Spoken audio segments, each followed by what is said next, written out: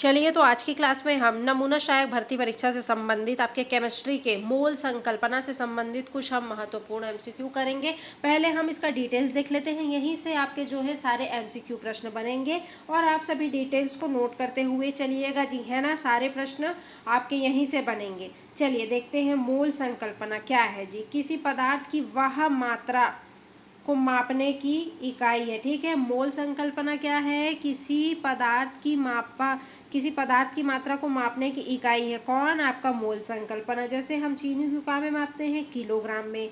और पानी को क्या में मापते हैं? लीटर में। उसी प्रकार ही हम परमाणु, अणु और आयनों की बहुत छोटी छोटी संख्याओं को गिनने के लिए किसका उपयोग करते हैं जी? मोल का उपयोग करते हैं, ठीक है। यहीं से ही आपके सारे एमसीक्यू प्रश्न बनेंगे, ठीक है। और याद रखिएगा, बहुत ही इम्पोर्टेंट है आपका आईएमपी। एक मोल का मान हमेशा कितना होता है जी? 6.022 गुणा 10⁻23। ये काफ़ी इम्पोर्टेंट है, ये लिख लीजिएगा भाई, ठीक है। 6.022 गुणा 10⁻23, इसको ही हम एवोगैड्रो संख्या कहते हैं। किसको? इसको ही, ठीक है। चलिए, ये नोट कर लिए आप सभी, समझ आ गया। चलिए आगे बढ़ते हैं, ठीक है।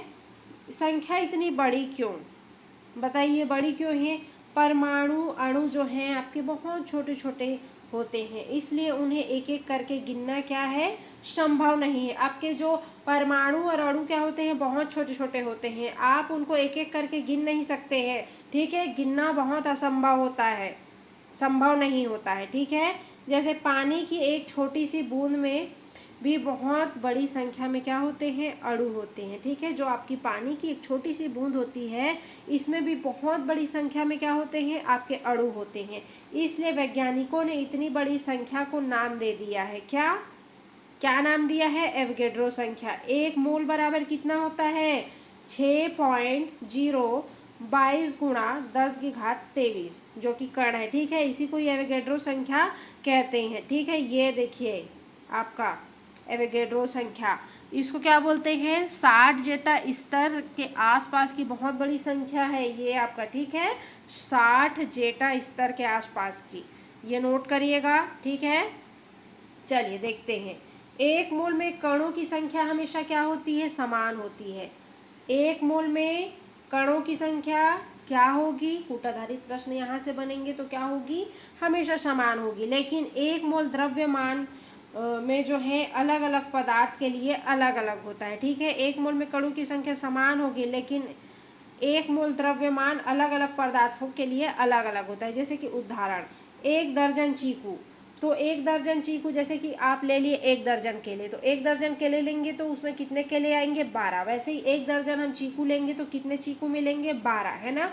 वैसे ही हम 1 दर्जन तरबूज लेंगे तो आपको 12 तरबूज मिलेंगे। जैसे कि हम 1 दर्जन पेन लेते हैं तो उसमें कितने पेन आएंगे? 12 पेन आएंगे। उसी प्रकार आपको 12, है ना, ठीक है। ये उदाहरण है भाई। तो संख्या दोनों में 12 है, लेकिन वजन समान नहीं होगा। क्यों भाई?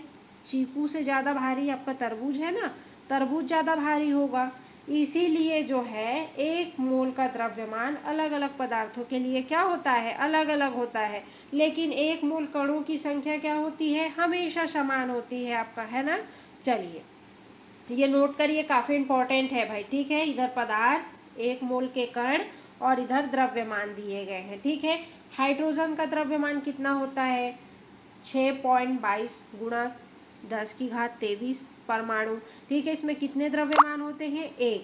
कार्बन में कितने होते हैं आपके द्रव्यमान? 12 होते हैं। नोट करिएगा, यहीं से आपके क्वेश्चन अभी बनेंगे, ठीक है। जल के कितने होते हैं भाई? 6.022 गुणा 10⁻23 अणु, ठीक है। इसमें कितने होते हैं द्रव्यमान? 18।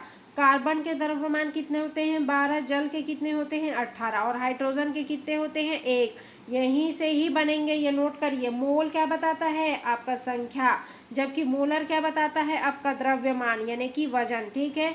मोल क्या बताता है? संख्या, और द्रव्यमान क्या बताता है? आपका वजन बताता है, जी हाँ, ठीक है। कार्बन के याद रखिए 12 और जल का जो है 18, ठीक है। और ऑक्सीजन का 16 होगा जी, है ना। चलिए देखते हैं ये सॉल्व करके, ठीक। कार्बन डाइऑक्साइड यानी कि CO2 का मोलर द्रव्यमान क्या है?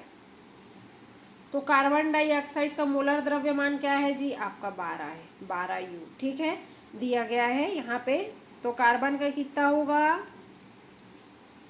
कार्बन का जो है परमाणु हम देखें कितना है, 1 है, ठीक है। तो कार्बन का द्रव्यमान कितना है जी?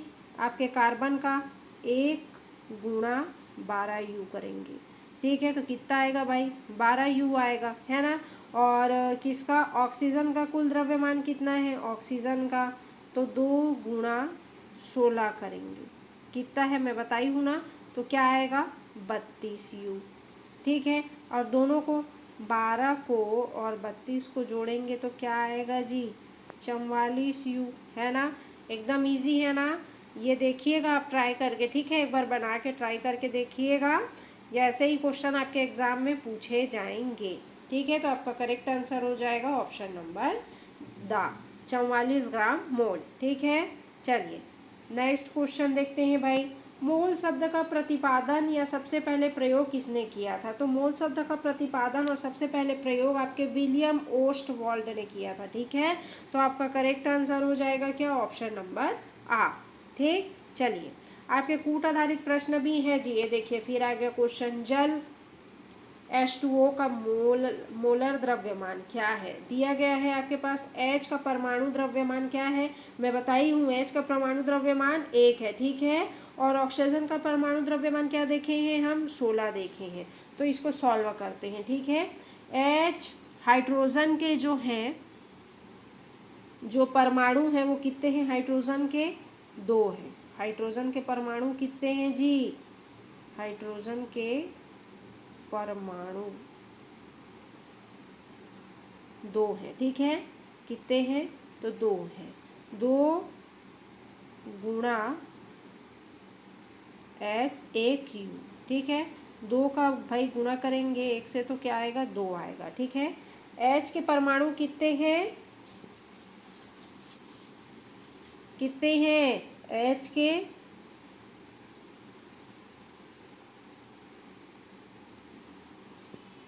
ठीक है। ऑक्सीजन के परमाणु कितने हैं भाई? ऑक्सीजन के परमाणु आपके 1 हैं, ठीक है। ऑक्सीजन के जो परमाणु हैं के परमाणु आपके 1 हैं। और ऑक्सीजन का परमाणु द्रव्यमान कितना है? तो 16 है, ठीक है। तो क्या आएगा आपका? 16 आएगा। 2 का 1 से गुणा किए थे 2, और 1 का 16 से किए तो 16। तो 2 और 16 को जोड़ेंगे तो कितना आएगा जी? 18 आएगा। 18 आएगा। 18 ग्राम मोल कहाँ पे है? आपका ऑप्शन नंबर बी में, ठीक है। H के जो परमाणु हैं वो कितने हैं? कितने हैं H के परमाणु? 1 है। H के जो हैं 2 परमाणु, ठीक, और ऑक्सीजन के 1 परमाणु। तो 2 गुणा 1 करेंगे तो कितना आएगा? 2 से गुणा करेंगे 1 को तो 2 आएगा, ठीक है। और ऑक्सीजन के 1 परमाणु है तो 1 का गुणा ऑक्सीजन का परमाणु द्रव्यमान आपको मैं बताई 16 है, तो 16, तो दोनों को जोड़ देंगे तो 18 ग्राम आएगा जी, है ना। चलिए नेक्स्ट क्वेश्चन देखते हैं भाई। आप सभी को समझ में आ रहा है कि नहीं आ रहा है जी? आप सभी देखिए कूट आधारित प्रश्न। एवोगैड्रो स्थिरांक, जो आपका एवोगैड्रो स्थिरांक का मान कितना होता है? कितना होता है भाई? अभी मैं बताई हूँ एवोगैड्रो स्थिरांक का जो मान कितना होता है आपका 6.022 गुणा 10 की घात 3 होता है। मैं बताई हूँ ना एवोगैड्रो स्थिरांक का मान हमेशा इतना ही होता है। तो आपका करेक्ट आंसर हो जाएगा ऑप्शन नंबर 7, ठीक है। चलिए नेक्स्ट क्वेश्चन देखते हैं भाई क्या है। कैल्शियम कार्बोनेट CaCO3 के 1 मोल के संबंध में निम्नलिखित कथनों को पढ़िए और सही कूट का चयन करना है, ठीक है। कैल्शियम कार्बोनेट के 1 मोल के संबंध में, ठीक, इसमें कैल्शियम Ca का द्रव्यमान प्रतिशत कितना होता है? 40, बिल्कुल होता है भाई, 40% होता है कैल्शियम का जो है ना अपना द्रव्यमान। कैल्शियम का जो द्रव्यमान प्रतिशत है वो 40 होता है, ये याद रखिएगा, ठीक है। कार्बन का कितना होता है? 12, आप सभी को मैं बताई हूँ। और ऑक्सीजन का ऑक्सीजन का 16 होता है, लेकिन इसका गुणा हम 3 से करेंगे तो क्या होगा जी, 48 होगा। ठीक है, 48 होगा। तो तीनों ही जो है आपके करेक्ट हैं, 1, 2 और 3 तीनों ही सही है। ठीक है, ऑक्सीजन का जो है द्रव्यमान आपका 16 होता है, लेकिन हम इसको 3 से गुणा करेंगे तो 48 आएगा, 48% है ना। तो आपके तीनों ही कथन जो हैं बिल्कुल सही हैं, 1, 2 और 3। Correct answer option number the. ठीक है, ये नोट करिएगा, याद रखिएगा। कैल्शियम का 40, कार्बन का 12 और ऑक्सीजन का 16 होता है। ठीक है, ये याद रखिएगा। चलिए देखते हैं सही जोड़ी मिलाना है आपको। सूची 1 से अम्ल क्षार लवण को सूची 2 तुल्यांकी भार से निकालने का सूत्र, इसको क्या करना है आपको, सुमेलित करना है। तो सल्फ्यूरिक अम्ल यानी कि H2SO4 का अणु भार क्या होगा जी, तो क्या होगा, 2 होगा, अणु भार 2 होगा। सोडियम हाइड्रोक्साइड का क्या होगा, तो इसका अणु भार 1 होगा। एल्यूमिनियम क्लोराइड यानी कि AlCl3 का क्या होगा जी, तो इसका अणु भार 3 होगा।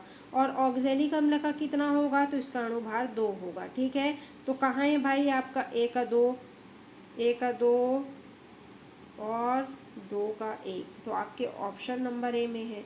ठीक है, ये स्क्रीनशॉट ले लीजिएगा या नोट कर लीजिएगा भाई। अगर आपको मेरा वीडियो अच्छा लग रहा हो तो ज़्यादा से ज़्यादा लाइक शेयर सब्सक्राइब करते हुए चलिएगा। ठीक है, चलिए नेक्स्ट क्वेश्चन क्या है जी,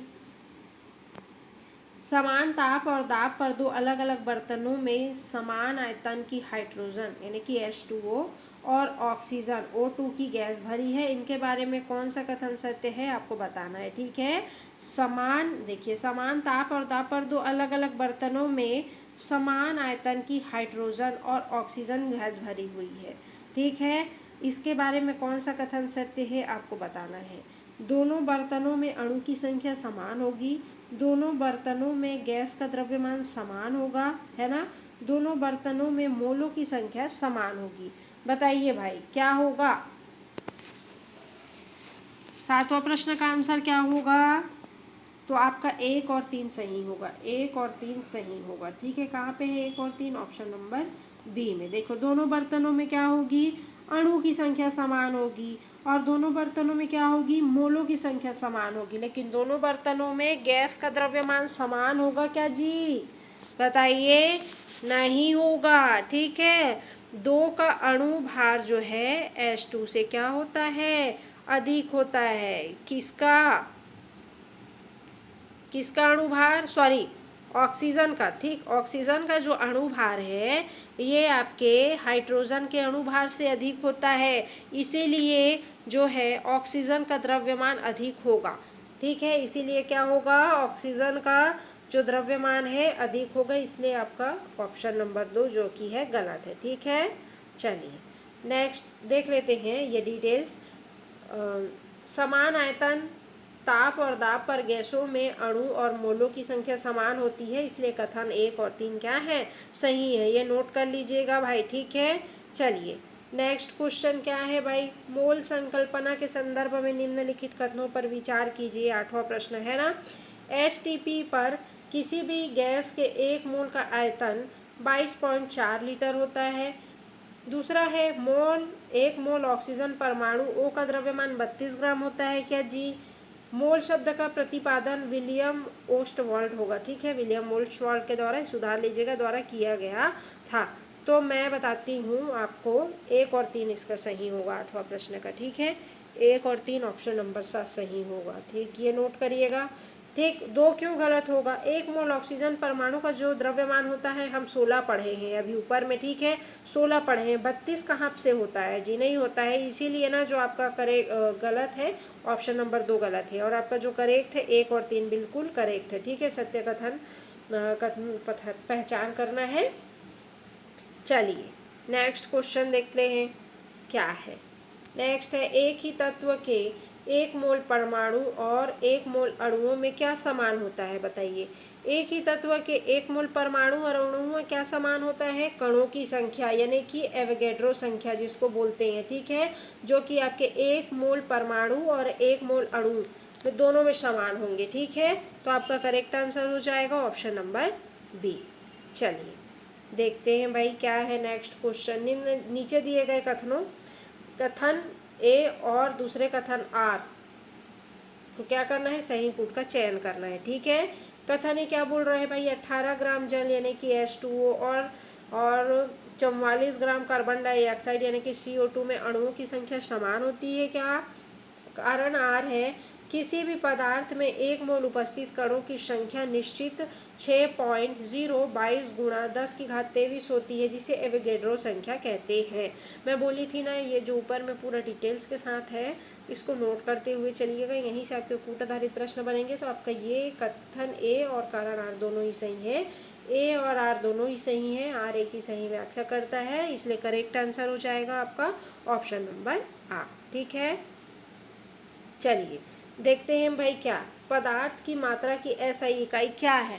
पदार्थ की मात्रा की जो SI इकाई है भाई, वो है आपका मोल। क्या है, मोल है। तो आपका करेक्ट आंसर हो जाएगा ऑप्शन नंबर सा, है ना। चलिए क्या है नेक्स्ट क्वेश्चन। नेक्स्ट क्वेश्चन है भाई आपका सल्फ्यूरिक अम्ल यानी कि सल्फ्यूरिक अम्ल H2SO4 का आणविक द्रव्यमान कितना होगा। तो सल्फ्यूरिक अम्ल H2SO4 का जो आणविक द्रव्यमान होगा वो होगा 98 AMU। ये नोट करिएगा, पूछे जा सकते हैं आपके एग्जाम में। ठीक है, 98 AMU। ठीक, सल्फ्यूरिक अम्ल का जो है आणविक द्रव्यमान, आप सभी आणविक द्रव्यमान ज्ञात करना सीख जाइए। ठीक है, तो आपका correct answer option number B, बा। चलिए नेक्स्ट क्वेश्चन क्या है भाई, एवोगैड्रो परिकल्पना के अनुसार समान दाब पर सभी गैसों के समान आयतन में किसकी संख्या समान होती है। किसकी संख्या समान होगी जी, तो आपके अणुओं की संख्या समान होगी। ठीक है, एवोगैड्रो परिकल्पना के अनुसार जो है आपके समान दाब पर सभी गैसों के समान आयतन में किसकी संख्या समान होगी, तो अणुओं की संख्या समान होगी, है ना। तो करेक्ट आंसर आपका ऑप्शन नंबर बी हो जाएगा। चलिए नेक्स्ट क्वेश्चन क्या है भाई, रासायनिक अभिक्रिया में परमाणु और अणुओं की गणना के लिए किस इकाई का प्रयोग किया जाता है। तो रासायनिक जो अभिक्रिया है इसमें परमाणु और अणुओं की गणना करने के लिए किस इकाई का, तो आपके मोल का उपयोग किया जाता है। ठीक है, तो आपका करेक्ट आंसर हो जाएगा ऑप्शन नंबर आ। चलिए जी नेक्स्ट क्वेश्चन देखते हैं भाई, कार्बन 12 के 12 ग्राम परमाणुओं की संख्या कितनी होती है।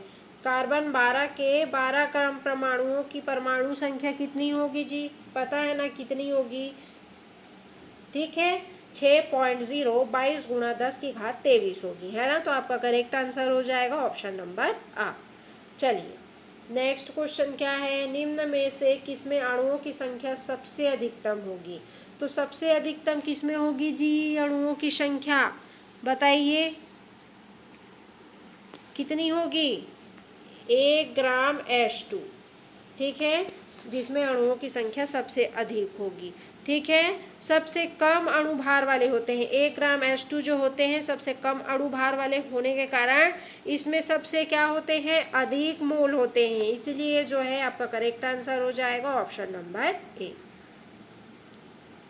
चलिए नेक्स्ट क्वेश्चन, ये दिख गया आपको, कैल्शियम कार्बोनेट है ना का प्रतिशत कितना है, 40, है ना। करेक्ट आंसर आपका ऑप्शन नंबर ए, 40% है। ठीक है, चलिए नेक्स्ट क्वेश्चन क्या है जी, किसी गैस का वाष्प घनत्व 14 है तो उसका आणविक द्रव्यमान ज्ञात करना है।